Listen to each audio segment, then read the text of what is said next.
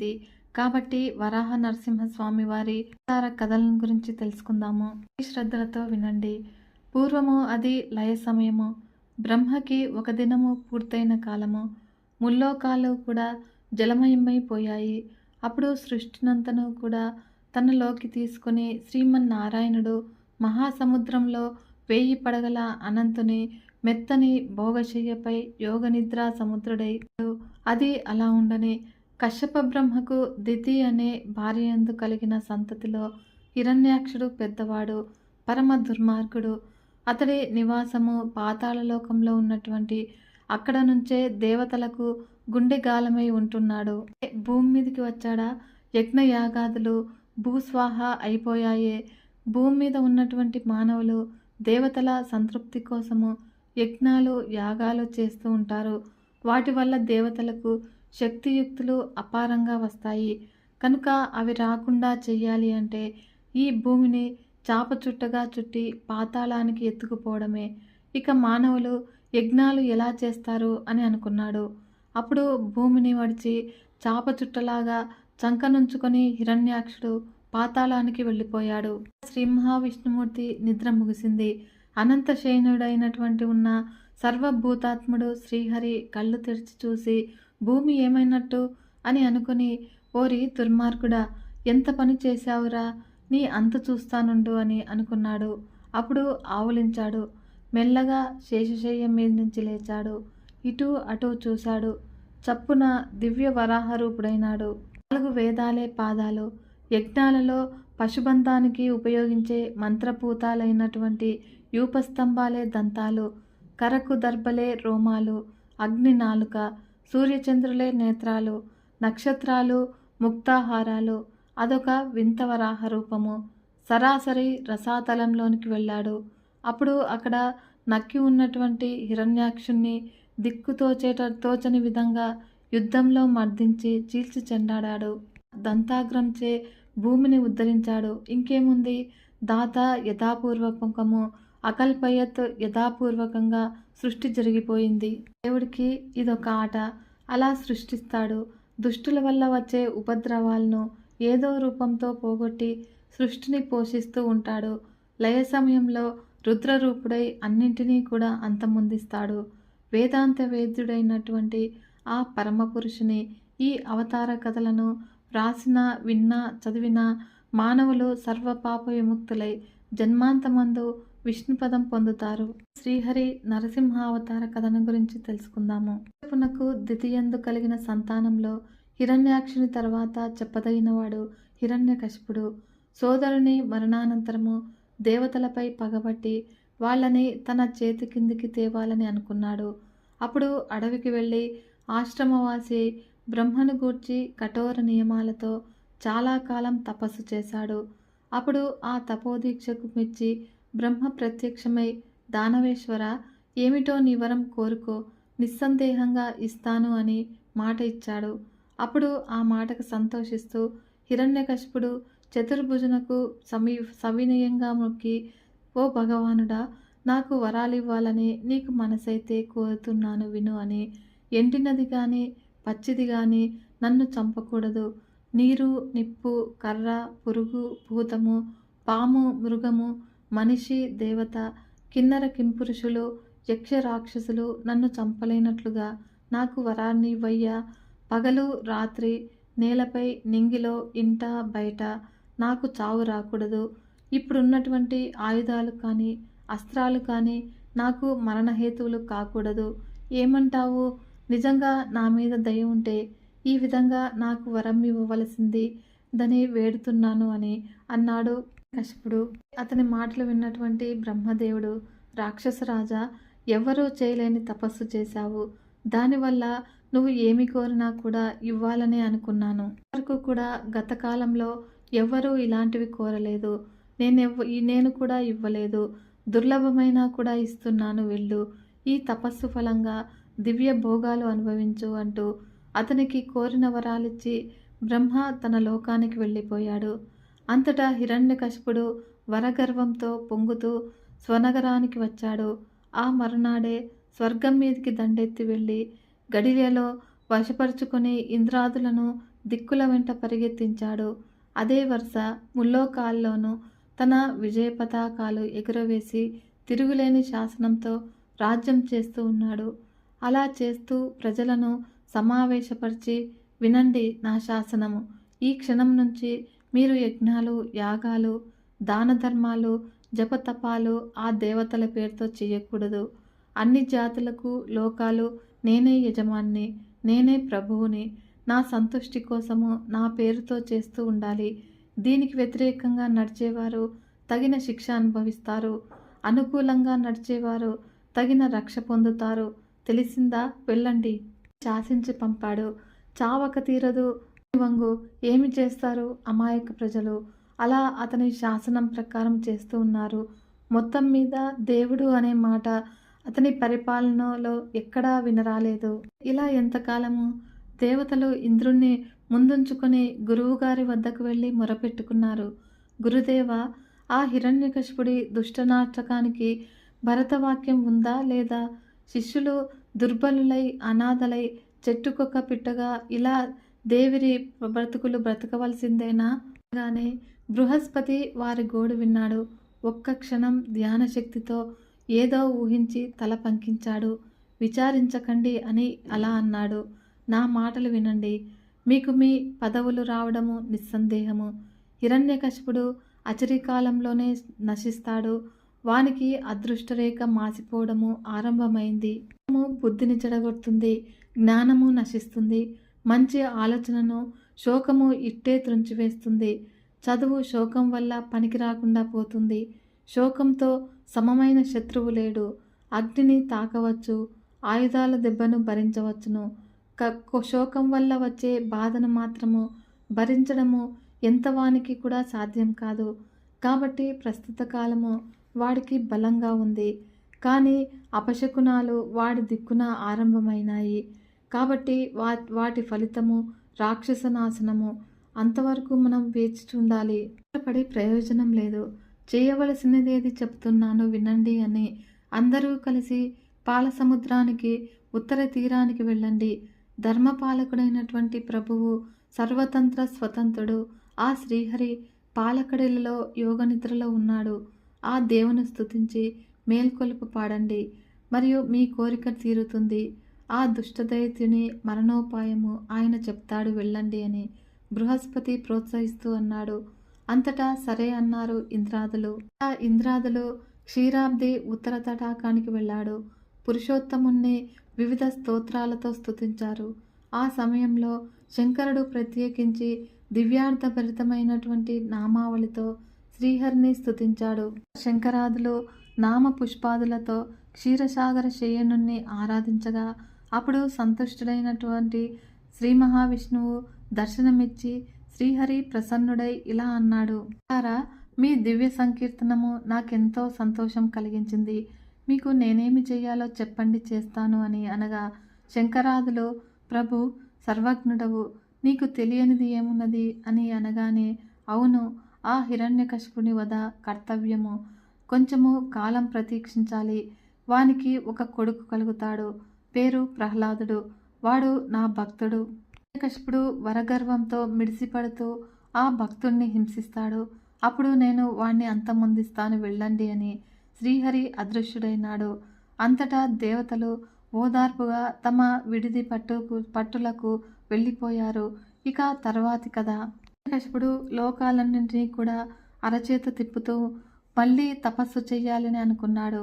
ఏమిటో వాని కోనిక. ఒకనాడు ముహూర్తం చూసి బయలుదేరాడు. అయితే ఆ సమయానికి భూమి గిర్రున తిరిగింది. దిక్కులు మంటల్లో బగబగలాయడాయి. ఇలాగే ఏవో విపరీత శకునాలు తోచాయి. చూశారు బంధుమిత్రులు.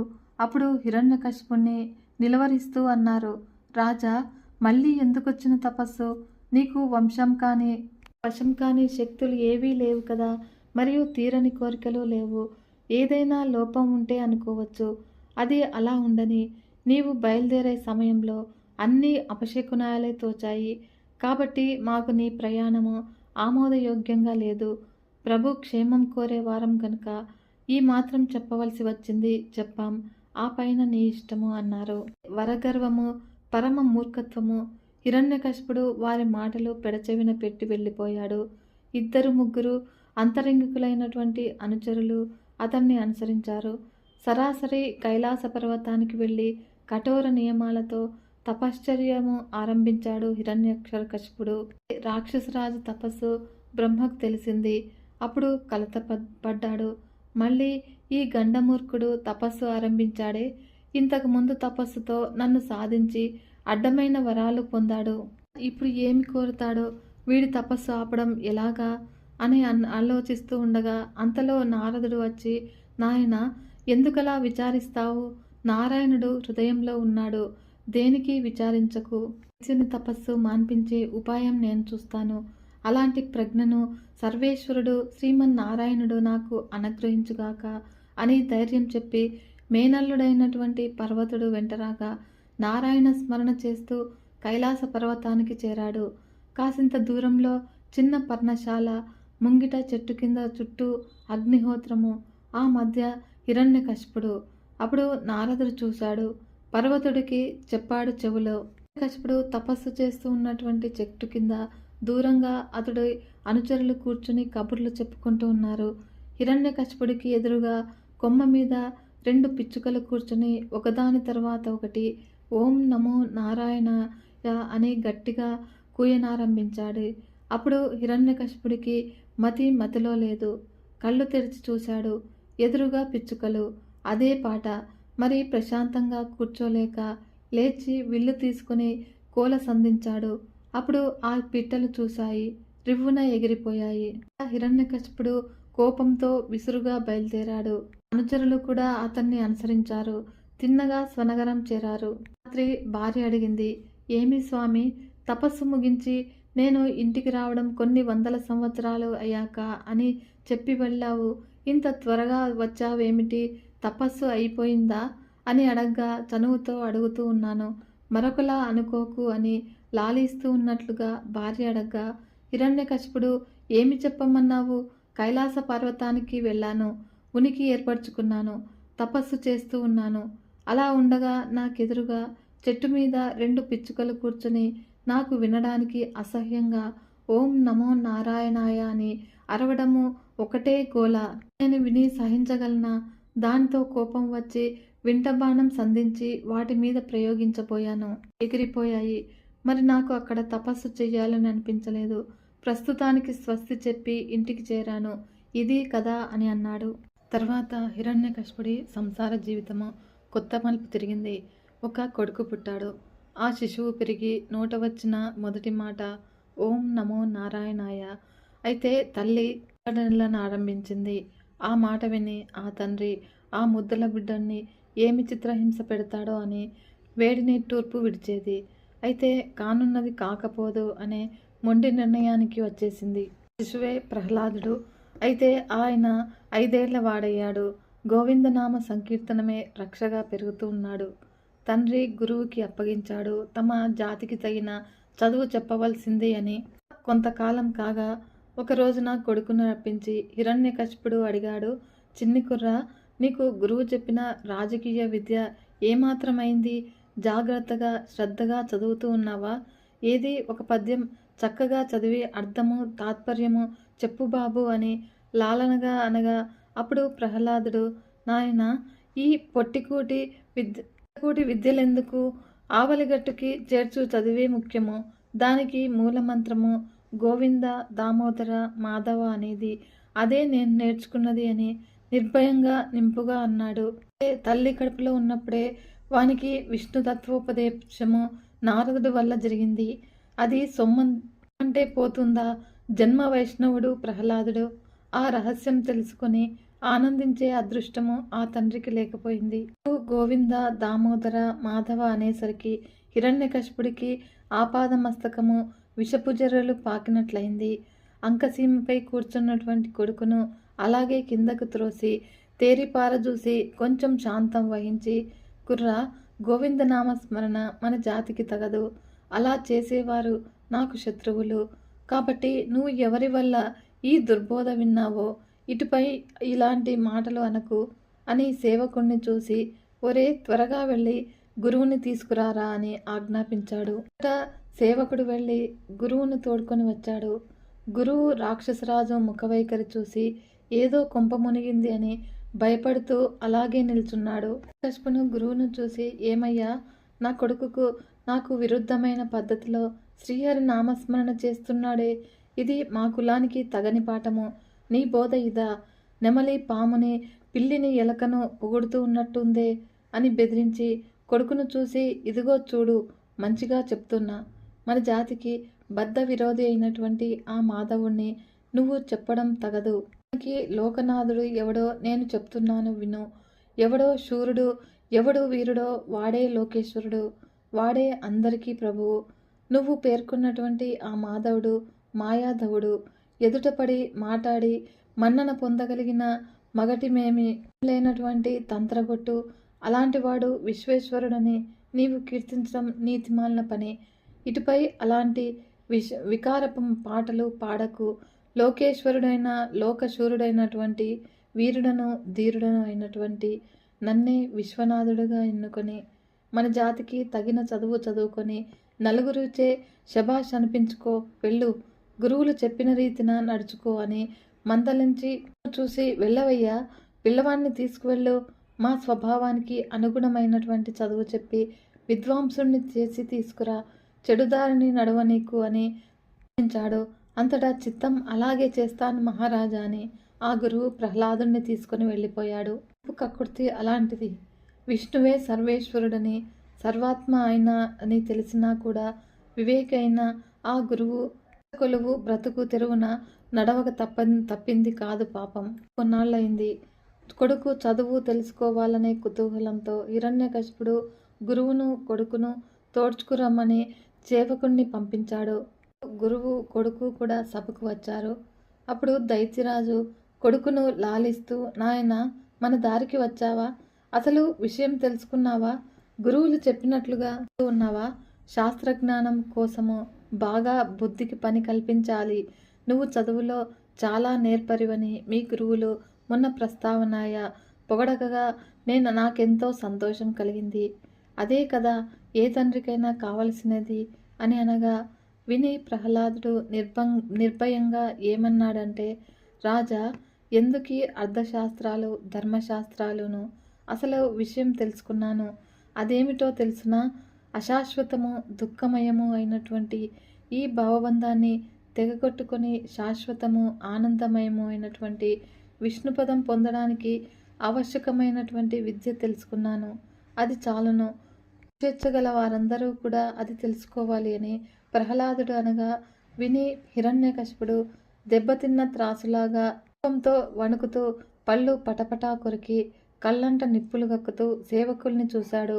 గట్టిగా అరిచాడు, బలి వేయండి, ఒరే, వీణ్ణి ఈడ్చుకు వెళ్ళి కరకత్తులతో వీడి అవయవాలు తెగనరికి కాకులకు గత్తులకు వేయండి పొండి అని అరవగా ఆ రాక్షస భటులు ఆ బాలకుణ్ణి తీసుకుపోయి కరవాలాలతో ఖండించబోయారు.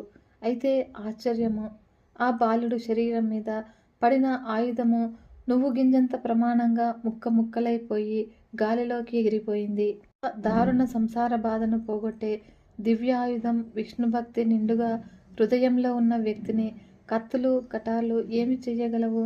సేవకులు ఏడుపు మొగాలతో వచ్చి చెప్పారు, ప్రభు, మా ఆయుధాలు పిల్లవాని శరీరం మీద పడి తునాతునకలుగా విరిగిపోయాయి. ఇక చెయ్యవలసింది ఏమిటి అని సేవకులు చెప్పగా ఆ దుర్మార్గుడు ఒక్క క్షణము తలక్రిందులయ్యాడు. ఇక వీణ్ణి చంపడానికి ఏమి ఉపాయం అని ఆలోచించాడు. హిరణ్యకశిపుడు, అది, ఒరే, విషసర్పాలతో బంధించి కర్పించండిరా, ఆ కాటుకు విషం తలకెక్కి చస్తాడు, మనకు ఈ పీడ విరగడవుతుంది అని భటులను ఆజ్ఞాపించాడు. భటులంతా కూడా బాలప్రహ్లాదుణ్ణి తీసుకుపోయి విషసర్పాలను తెచ్చి అతని మీదకు వదిలారు. కానీ ఆవంతైనా కూడా ప్రయోజనం లేకపోయింది. ఆ పాములు ప్రహ్లాదుణ్ణి కరవడం వల్ల వాటి కూరలు సమూలంగా విరిగిపడిపోయాయి. దానితో అవి చావు కాక బ్రతుకు కాక తలలు వంగి చచ్చినట్లు పడి ఉండగా భటులు వచ్చి తమ రాజుకు పాముల బ్రతుకు చెప్పారు. అయితే అది విని హిరణ్యకశిపుడు ఆశ్చర్యపడి మంత్రులతో ఆలోచించాడు. వర్యులారా, వీడు మనం వేసే శిక్షకు లక్ష్యం అయ్యేటట్లుగా కనపడట్లేదు. ఇక ఏమిటి కర్తవ్యము? అని ఏమీ తోచక దిక్కులు చూస్తూ కూర్చున్నాడు. అంతలో గురువులు వచ్చి, ప్రభు, బాలుడు ప్రహ్లాదుడు తెలిసో తెలియకో అలా ప్రవర్తిస్తున్నాడు. అతనిని గురించి కోపించడము, ఏవేవో శిక్షలు వేయడము అంత మంచిది కాదు. మేము మంచిగా వానికి బోధించి దారికి తీసుకువస్తాము. మా మాట మన్నించండి అని అన్నారు. అంతలో హిరణ్యకశిపుడు కొడుకును చేరదీసుకొని బుజ్జగిస్తూ, కుమారా, నువ్వు మన కులానికి వ్యతిరేకంగా నడవడం మంచిది కాదు. నిన్ను నా కొడుకుగా ఏమని శిక్షించగలను? చూడు, నా మాట విను. గురువులతో వెళ్ళు. వారు చెప్పిన రీతిగా రాజనీతి, కులనీతి చక్కగా నేర్చుకుని రా బాబు. నా తర్వాత సింహాసనం ఎక్కి పరిపాలన సాగించవలసిన వాడవు. బాగా ఆలోచించుకో, వెళ్ళు అని గురువులకు అప్పగించాడు. ఆనాటికి సభ చాలించాడు. గురువుల ఇంట్లో ప్రహ్లాదుడు తోటి బాలులను చుట్టూ కూర్చుండబెట్టుకుని తన పాట తాను యథాపూర్వకంగా ఆరంభించాడు. తనలో తాను ఏ మూలనో కూర్చుని కొంతసేపు మౌన ధ్యానము. ఆ ధ్యానంలో చిరునవ్వు, అస్పష్టంగా పెదవులపై ఏవో అక్షరాలు. తోటి దైత్య బాలురు ప్రహ్లాదుణ్ణి దరిచేసి చేరి అడిగారు, ప్రహ్లాద, నువ్వు నీలో ఏదో అంటూ నవ్వుతూ ఇటు అటు వింతగా చూస్తూ ఉంటావు. అదేమిటో చెప్పవయ్యా. అనగానే ఏమి చెప్పేది? ఈ పుట్టుకు తల్లి గర్భంలోనే ఏడుస్తూ 10 మాసాలు గడపడము, తర్వాత ఈ నేల మీద పడడము, పెరగడము, ఆకలి దప్పులు, నిద్రాహారాలు, హితులు అహితులు, ధనం తరుణి తనయులు, ఏమిటి బంధము? ఇదెలా తెగుతుంది ప్రభు అని ఆ దేవదేవుణ్ణి మాధవుణ్ణి మనసులో వేడుకుంటూ ఉంటాను. సంసారం అంటే ఇదే. ఇది పేరుకే సంసారము. మతిని విరిచి మాయకి లోపరిచి జీవిని ముప్పు తిప్పలు పెట్టి ఏడిపించి ఎప్పుడో గొంతు నులుముతుంది. మళ్ళీ యథాప్రకారము ఏ తల్లి కడుపునందో నివాసము, భూతపతనము. ఇది ఒక విషచక్ర బంధము. మళ్ళీ దీనిలో పడకుండా నీ పాద సన్నిధికి చేర్చుకో విశ్వవిభు అని ఆ దేవుణ్ణి గురించి మొరపెట్టుకుంటూ ఉంటాను. మీరు ఆ పని చెయ్యండి. బుద్ధిమంతుడైన వాడు అరచేతిలో ఉన్న రాజ్యాన్ని ఉపేక్షించి భిక్షం ఎత్తుకోడు. ఆకలిని తీర్చే దివ్యాన్నము ఎదుట ఉండగా దాన్ని వదిలి పిండి తినే తెలివి తక్కువ వ్యక్తి వలె సంచరించకండి అనేది ఆ ఈశ్వరునికి వినిపించవలసే దివ్య మంత్రము. దీనిని మీరు నిశ్చలమైన మనస్సుతో జపిస్తూ ఉంటే ఆ స్వామికి నేడు కాకపోతే రేపైనా కూడా మనస్సు కరుగుతుంది, ఉద్ధరిస్తాడు. ఆ పైన మీ ఇష్టము. నాకు తోచినది చెప్పాను అని ప్రహ్లాదుడు అనగా ఆ దైత్య బాలురు విని ఆశ్చర్యపడి, సరే గాని ప్రహ్లాద, మనకి మంచి చెడ్డలు బోధించే గురువు చెండామార్కులు కదా, వారు ఒక్కనాడైనా కూడా ఇలాంటి పాఠం చెప్పలేదు. మరి నీకు ఈ పాఠం ఎవరు చెప్పారు? ఉన్నది ఉన్నట్టు చెప్పు అని అన్నాడు. మాటకు జవాబుగా ప్రహ్లాదుడు ఇలా అన్నాడు, వినండయ్యా చెప్తాను. నేను మాతృగర్భంలో ఉన్న కాలం అది. మా నాయన తపస్సుకు వెళ్ళాడు. అప్పుడు ఇంద్రుడు వచ్చి కామప్రభావానికి లొంగి వివేకశూన్యుడై మా తల్లిని తీసుకుని అమరావతికి వెళ్ళిపోయాడు. ఆ సమయంలో దేవముని నారదుడు దారిలో ఎదురుపడి, ఓ శ్రీమూర్ఖ, వ్రతారత్నం ఈమె గర్భవతి, నీ కామం తగలబడ నాశనము కోరి బలాత్కరించి తీసుకుపోతున్నావా, వదులు అని ఇంద్రరథం నుంచి మా అమ్మను విడిపించి తన ఆశ్రమానికి తీసుకుపోయాడు. అక్కడ ఆమెకు మానసోల్లాసంగా ఈశ్వరపరమైనటువంటి కథలు చెప్తూ శ్రీహరి నామ సంకీర్తనం చేస్తూ ఆత్మబోధ చేస్తూ ఉండేవాడు. అలా కొంతకాలం అయ్యాక మా నాయన తపస్సు ముగించుకొని స్వనగరానికి వచ్చాడని తెలిసి మా అమ్మను తోడుకొని వచ్చి అప్పగించాడు. నాకు ఆ విధంగా తల్లి కడుపులో ఉన్నప్పుడే మాధవానుగ్రహం వల్ల నారద మహాముని దివ్యోపదేశం మూలంగా ఈ హరిభక్తి కలిగింది. మంచిగాని చెడ్డగాని బాల్యంలో పట్టుబడినది ఒకంటత వదలదు. అలాగే నాకు అలవడినటువంటి శ్రీహరి నామస్మరణ ఇప్పుడు పొమ్మంటే పోతుందా? ఇది నాకు మాధవ నామ సంకీర్తనం వచ్చిన మార్గము. మీరు ఈ మార్గాన్ని నడిచి తరించవలసిందని నా అభిప్రాయం అని అనగా అప్పుడు ఆ బాలరు కూడా శ్రీహరినామ సంకీర్తనం ఆరంభించారు. ఆ విధంగా గురువుగారి ఇల్లు శ్రీ విష్ణు దేవాలయం అయింది. ఆ రాత్రి నగరంలో గస్తీ తిరిగే రక్షక భటులు గురువునింట తోటి బాలకులతో హరినామ సంకీర్తనం చేస్తూ ఉన్నటువంటి ప్రహ్లాదును చూసి గబగబా వచ్చి హిరణ్యకశిపుడికి చెప్పారు. అసలే నిద్రలేక కలత నిద్రలో శ్రీహరితో పోరాడుతూ ఉన్నటువంటి దైత్యరాజుకు ఈ వార్త అగ్గి మీద గుగ్గిలం చల్లినట్లయింది. కోపంతో రెచ్చిపోయాడు.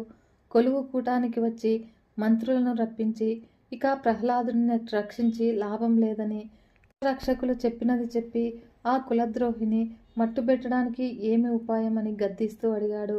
అప్పుడు వాళ్ళేం చెప్తారు? ఒకరి ముఖము ఒకరు చూసుకొని గుక్కిళ్ళు మింగుతూ కూర్చున్నారు. హిరణ్యకశిపుడు, సరే నా నిర్ణయం కానియండి, ఎవడరా అక్కడ? వెంటనే ఆ చండామార్కుల ఇంటికి వెళ్ళి కులద్రోహిని ప్రహ్లాదుని ఈడ్చుకురండి అని గావుకేకతో ఆజ్ఞాపించాడు. అప్పుడు అక్కడ ఉన్నటువంటి భటులిద్దరూ పరుగు పరుగున గురువునింటికి వెళ్ళి శ్రీహరి భజనలో ఉన్నటువంటి ప్రహ్లాదుని అలాగే సంధిపుట పట్టి ఎత్తుకు వచ్చి హిరణ్యకశిపుని ముందుంచారు. నాగపాశాలతో బంధించి సముద్రం మధ్య వదిలిరండిరా అన్నాడు రాజు. అప్పుడు ఆ భటులు మారు మాట్లాడక నాగపాశాలతో ఆ బాలుని బంధించి ఎత్తుకుపోయి సముద్రంలోనికి విసిరారు. అయితే ఏమి లాభము? భక్తుని బాధ భగవంతుడు అనుభవిస్తాడుట. వెంటనే శ్రీహరి గరుడుని పంపి నాగపాశ విముక్తి చేయించి గట్టుకు చేర్పించాడు. తర్వాత సముద్రుడు అమూల్యమైనటువంటి రత్నాలు రాశిగా ప్రహ్లాదుని ముందుంచి, భక్త శిరోమణి, ఈ చిన్ని కానుక తీసుకొని నన్ను ధన్యుణ్ణి చెయ్యవయ్యా అని కనిపించకుండానే అన్నాడు. అప్పుడు ఆ మాట విని ప్రహ్లాదుడు, మహానుభావ, సర్వదా విష్ణుదేవుని నీలో దాచుకొని తనివి తీరా చూస్తూ సంతోషిస్తూ ఉంటావు. మరి ఆ పాటి అదృష్టవంతుడవు నాకు దర్శనం ఇవ్వకూడదా అని దీనంగా అన్నాడు.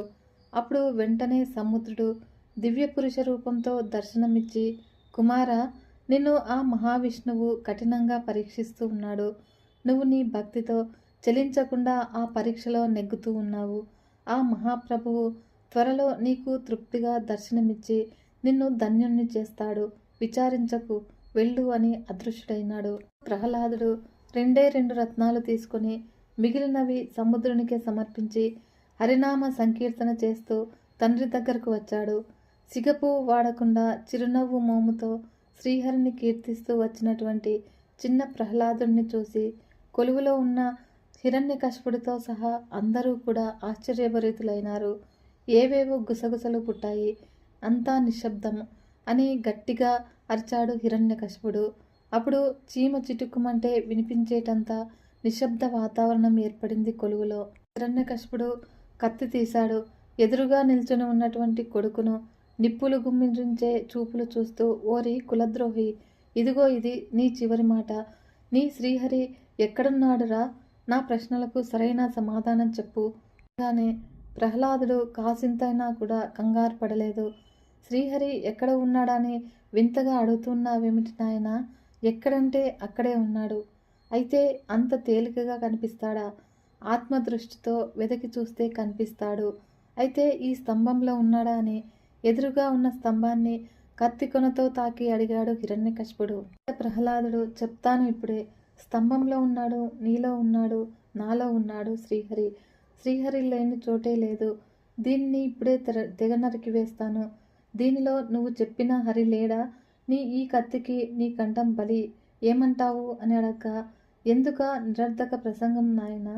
శ్రీహరిని సర్వాంతర్యామిగా తెలుసుకోలేక పరీక్ష చేయడానికి సిద్ధపడము అనుచితము అనే కొడుకు జవాబుకి ఆ తండ్రికి వెగటుగా తోచింది. గద్దెమించి లేచి చర్నాల కరవాళంతో స్తంభాన్ని తెగ నరికాడు. అంతే, శతకోటి మెరుపులు ఒక్క మాటు మెరిసినట్లయింది. వేల కొద్దీ అగ్గిపిడుగులు పెళ్ళున పేలుతూ తుళ్ళిపడుతూ ఉన్నటువంటి కర్ణ కఠోర ధ్వని. ఎక్కడి వారక్కడ కొయ్యబారి కూలపడ్డారు. అలా సగానికి విరిగిన స్తంభంలో నుంచి ఒక వింత ఆకారము, మూరెడు నాలుక క్రింది మీదుగా ఆడిస్తూ గమ్మినటువంటి సువర్ణ ప్రభా భాసములైనటువంటి లతో నిప్పు కణాలు ఎగజిమ్మే చూపులతో, అరుణ పద్మాల మెరుపులకు మెరుగులు దిద్దే కన్నులతో, విశాల వక్షస్థలంతో, గంభీర ప్రళయ గర్జానుసాకారిగా అయినటువంటి కంఠధ్వనితో, సుదీర్ఘాలైనటువంటి కండలు తిరిగిన బాహువులతో, వజ్ర సన్నిభములైనటువంటి తో, బంగారు రంగులు ధరించుకున్నటువంటి నడుం కట్టు పట్టుబట్టలతో, నవరత్న కాంతులను జల్లే కరకంకణాలతో ఆ మూర్తి నరసింహమూర్తి ఒక్క ప్రహ్లాదుడు మాత్రమే గ్రహించగలిగాడు. ఆ మూర్తి తన ఇష్టదైవమైనటువంటి శ్రీహరి ధరించినటువంటి విశిష్టావతారమని. సాయం సంధ్యా సమయము చప్పున ఆ దివ్యమూర్తి హిరణ్యకశిపుణ్ణి నిడుపాటి బాహువులతో ఒడిసిపట్టి సభాద్వారం వద్దకు లాక్కొని వచ్చి ఆ గుమ్మం మీద కూర్చున్నాడు. ఒక్క హూంకారంతో హిరణ్యకశిపుడి కళ్ళు మూసుకుపోయాయి.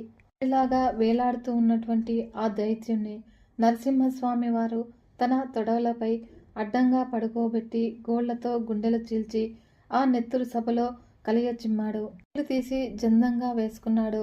చచ్చిన కుక్కను ఈడ్చి పారవేసినట్లుగా విసురుగా ఒక మూలకి ఆ కళేబరాన్ని విసిరివేశాడు. అంతా అయిపోయింది. నేనే సర్వాధికారిని, సర్వేశ్వరుణ్ణి అని దురుక్తులతో ధూర్తుడైనటువంటి కన్నీమున్నుగానక కన్న కొడుకును గాయపరచడానికి పూనుకున్నటువంటి కఠిన చిత్తుని బ్రతుకు కనురెప్పపాటులో కాలంలో భరతవాక్యం పాడింది. నరసింహస్వామి వారు కఠోర కంఠధ్వనికి గుండెల విలిసి రాక్షసులు ఎక్కడి వారక్కడే ప్రాణాలు వదిలారు. తర్వాత బ్రహ్మేంద్రాదులు వచ్చి స్వామివారిని బహుదా స్తుతించి ప్రసన్నుణ్ణి చేశారు. అప్పుడు నరసింహస్వామి వారు బ్రహ్మచే ప్రహ్లాదుణ్ణి రాక్షసరాజ్యానికి అధిపతిగా అభిషేకం చేయించి ఇంద్రాదులకు వారి వారి పదవులిచ్చి ప్రహ్లాదుణ్ణి సుఖజీవిగా చిరంజీవిగా ఆదరించి వరమిచ్చి భక్తానుగ్రహము పరమ లక్ష్యంగా శ్రీశైల శిఖరం చేరి అక్కడ విశ్రాంతిగా ఉన్నాడు. ఈ నరసింహావతార కథను చదివినా విన్నా సర్వ పాపాలు కష్టాలు పోతాయి. మార్కుడు కూడా మంచి నడత కలవాడే సుఖంగా జీవిస్తాడు. శ్రీ లక్ష్మీ నరసింహస్వామి వారి భక్తులకు శత్రుభయం అనేదే ఉండదు. కదా ఫ్రెండ్స్, ఈ వీడియో మీకు నచ్చినట్లయితే ఒక చిన్న లైక్ చేసి మన ఛానల్ని ఇంతవరకు సబ్స్క్రైబ్ చేసుకోకుంటే సబ్స్క్రైబ్ చేసుకొని సపోర్ట్ ఇవ్వండి ఫ్రెండ్స్. మరొక మంచి వీడియోతో మీ ముందుకు వస్తాను. అంతవరకు సెలవు. నమస్కారం.